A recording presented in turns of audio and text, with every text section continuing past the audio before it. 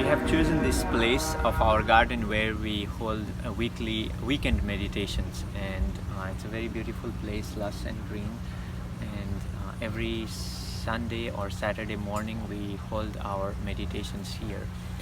But this reminds us of Buddhist teachings. I'm not into Buddhism, and I'm not even religious. People call it spiritual, but I consider myself an explorer of the inner chemistry, inner engineering of human body, human mind, and human soul. And through this exploration, I came up with this strange correlation between the Buddhist teachings and biodynamic farming, and I wanted to share it today if you are interested in it. So growing up, Buddhism or Buddhist teachings were not something new for me in Nepal, because it's a country where we have different religions together, and all we knew was there are four noble truths. One is there is suffering in the world, undeniable.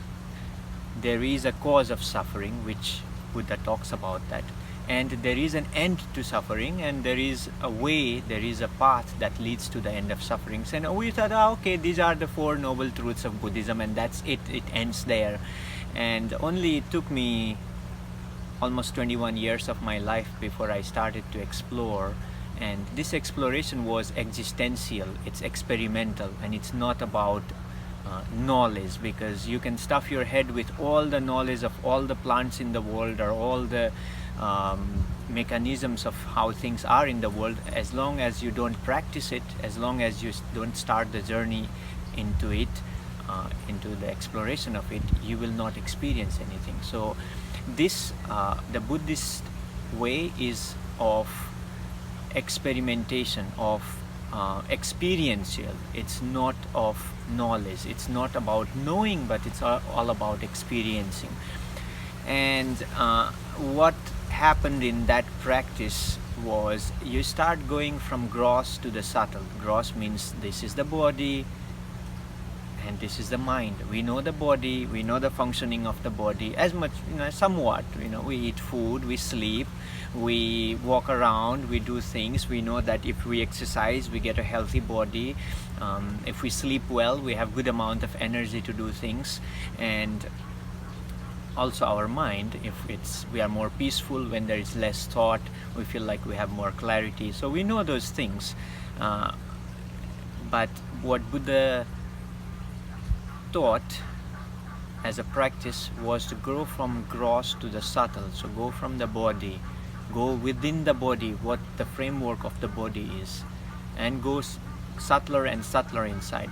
So if you go more and more subtle, I'll not go into the practice because it will just be a talk right now, but once you start experiencing it, it will become your own experience and you will understand within yourself. Going from subtle, like break down each skin, muscle, bones, go deeper, you'll go down to tissues, go deeper, you'll go down to cell level, go deeper, you'll go down to nucleus, go even deeper, you'll go down to DNA, go deeper, you'll go down to proteins, you'll go deeper, you'll go down to proteins that are made up with chemicals, carbon, hydrogen, nitrogen. Go deeper, each molecule is made up of neutron and electrons. Go even deeper, Buddha says. Actually, he goes into a deepest level of your being, the electrons and the neutrons. And he found out what Einstein or physics has recently found out, that a particle, an electron, sometimes behaves like a particle, and an electron sometimes behaves like a wave. And our observation of it changes its behavior, so it is intelligent in itself. A small electron is intelligent in itself, and our observation of it changes its behavior. And Buddha's practice is observation of the behavior of that electron. When you observe it by and by, you see it as a particle, you see it as a wave. It arises, it passes away, arises, it passes away. That's why they say Buddhism is a religion of impermanence. Impermanence in the sense that an electron doesn't always stay as a wave. It sometimes becomes a particle, sometimes as a wave. by and by, when you go deeper in meditation, you start seeing that there is a point where it's neither a wave nor a particle. It arises as a wave, and before it becomes a particle, there is a gap, and in that gap you will experience what consciousness is. Because we know our body, it's made of space, it occupies a certain three-dimensional space, and we know our mind, which occupies the fourth dimension, which is the dimension of time, because mind is always in the past, thoughts are always of the past or the future. Present moment, right now, there is no thought. If you cannot think of present moment, you can only be of the present moment. So mind is of time, body is of three dimensions, and consciousness is beyond space and time. It's the fifth dimension, and you can never experience consciousness unless you experience that gap when the electron becomes between the wave and the particle. And that's what all meditation is about. It's not about calming your thought. It goes much deeper. For everyone, your thoughts become less as a byproduct of it, but it's not about that.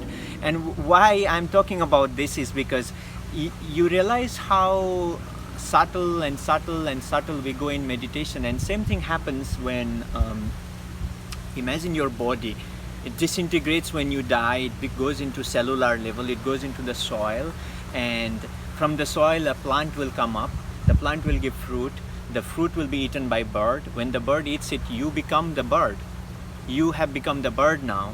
And when you get disintegrated into the soil and the microbes eat it, turn it into humus, you become the humus.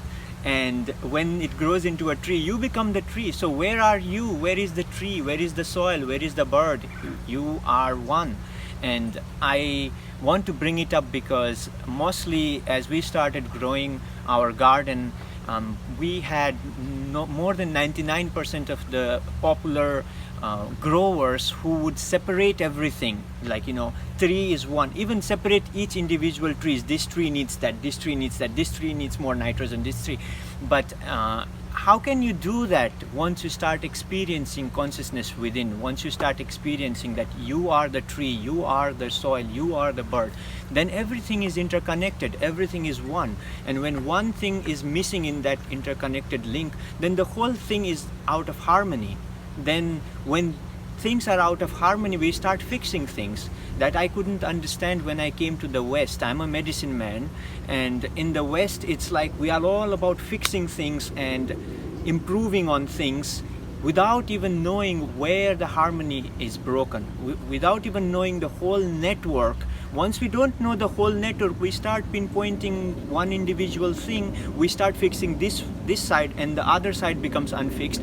We start fixing the nitrogen in the soil, then it grows too fast. We start fixing one pest and we destroy another good organism that probably would have taken over that pest in the long run. So when things are done with low intelligence, not looking, and by low intelligence I don't mean low knowledge. You can read as many books as possible. By low intelligence I mean not having the insight that everything is connected, that the soil that you put your plant in is a living, interconnected, harmonious world where every one thing is dependent on the other. And when you know this, then you will work on soil biology, then you will work on soil health rather than giving vitamins. Same like in your body, isn't it? Like, when you don't have health in your body, you get diabetes, you get diseases, then you go to a doctor who has no understanding of what the whole system is about, will give you a certain medicine to cure your diabetes. Don't you want to know why your pancreas suffered in the first place? Don't you want to know why your immune system went down in the first place? Does your doctor talk about it? Isn't your doctor your best doctors of, aren't you considering your doctor the best?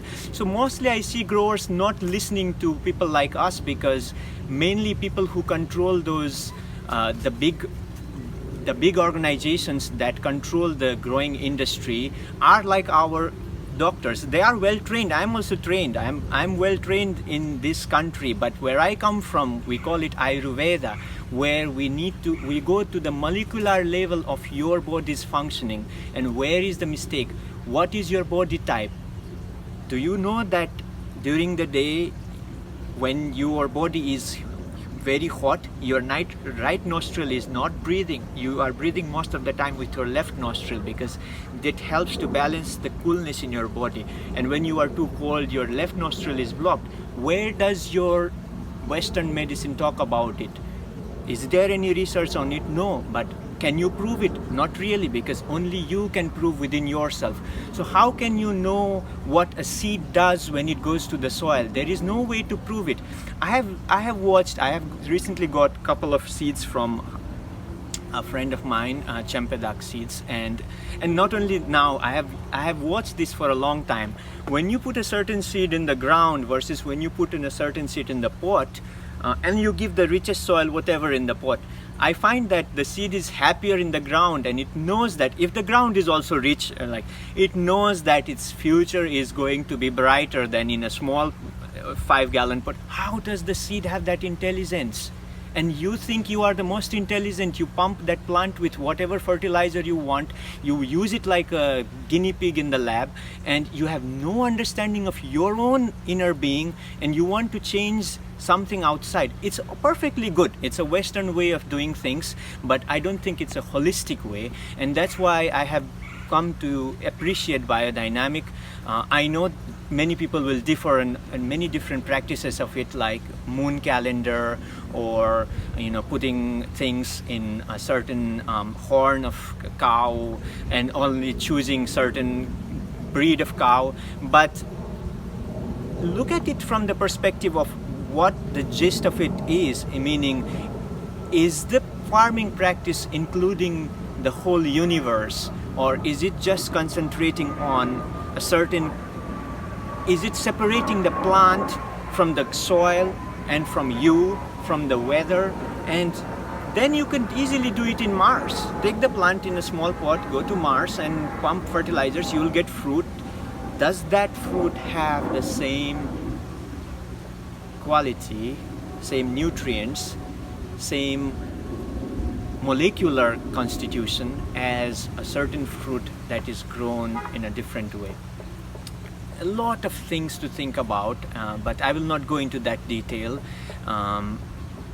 Today we are going to talk about biodynamic as well, and the reason we are is our friend from Frog Valley Farm, Eric, has sent us some packets, and we have never done this before, but I wanted to show you what came. One is humus. It is a stable organic matter which comes after decomposition of all the compost. And there is some Frog Valley Farm compost as well.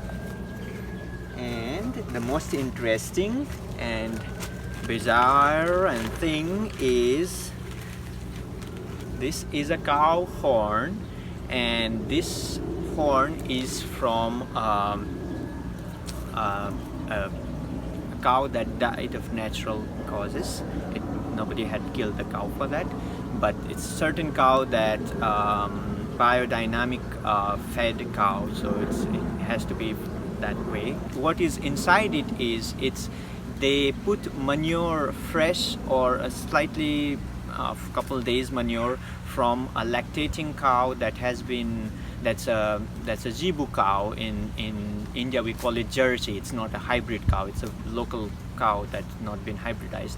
And they put the manure, fresh manure or slightly 2 or 3 days old manure there. They do it on a certain full moon day in October. You can put the manure and you put this in, you dig it inside the ground. What I have learned is that it should be, the pointed part should be a little up and this should be down, and bury it for 6 months.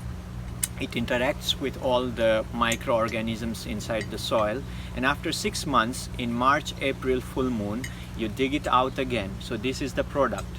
It has the BD, Biodynamic 500 is prepared.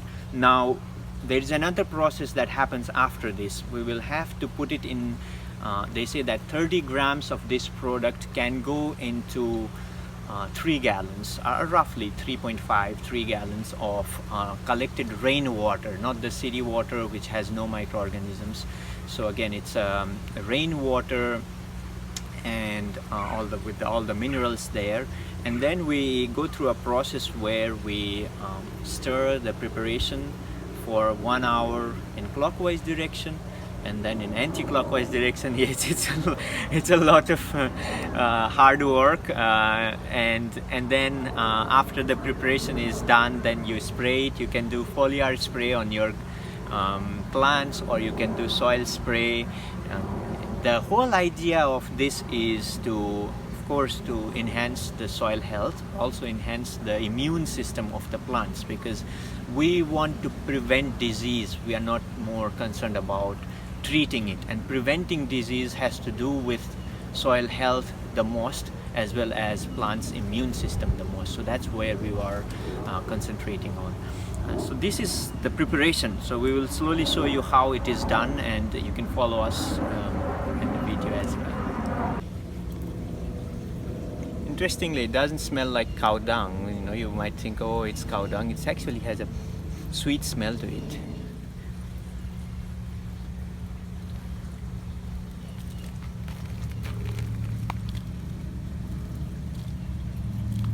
So the measurement is 30 grams in 3 gallons of water.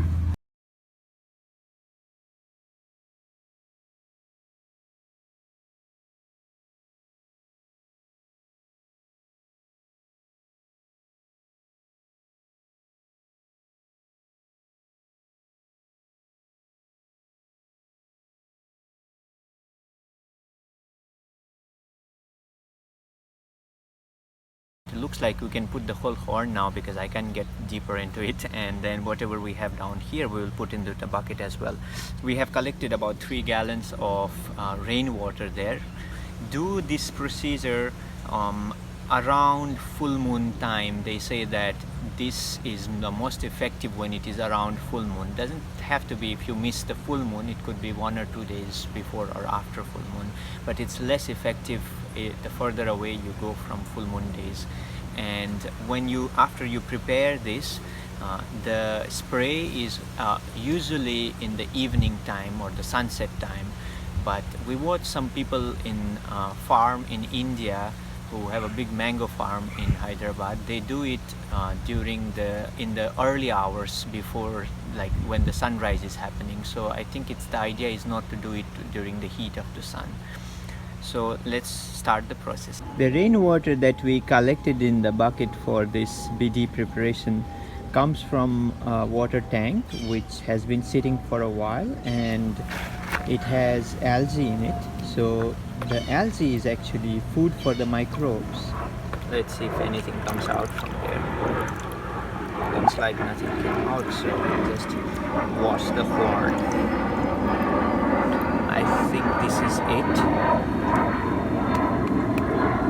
We'll start the clockwise.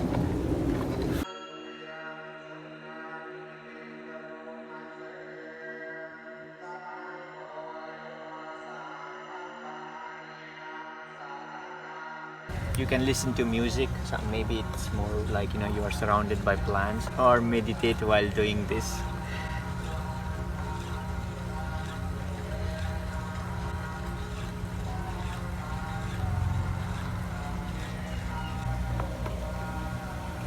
Now we completed the 2 hours of total mixing, and we will stop now.